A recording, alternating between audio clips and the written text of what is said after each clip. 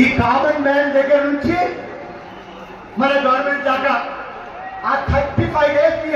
సమర్పించి మొక్కులు చెల్లించుకొని మళ్ళీ మనకు ఏం కావాలో అమ్మవారికి చెప్పుకొని మళ్ళీ వచ్చే సంవత్సరం మీ దగ్గరకు వస్తాం తల్లి అని ఆశీర్వాదం తీసుకొని వెళ్తారు. మరి అదేవిధంగా రైతులు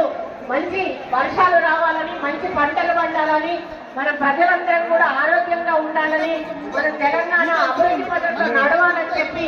నేను అమ్మవార్లందరినీ కూడా మొక్కుకుంటూ మరి రేవంత్ రెడ్డి గారికి ఒక స్థైర్యాన్ని, ధైర్యాన్ని, మరి ఆర్థిక బలాన్ని కూడా ఇచ్చి మరి బంగారు తెలంగాణ అభివృద్ధి దిశగా వారిని నడిపించాలని నేను అమ్మవారిని కోరుకోవడం జరిగింది. కాబట్టి తప్పకుండా వచ్చి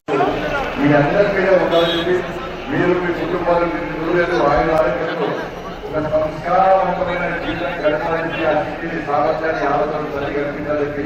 అందరికీ విజ్ఞప్తి చేస్తూ హిందువులందరూ కూడా ఈ బోనాల జాతర సందర్భంగా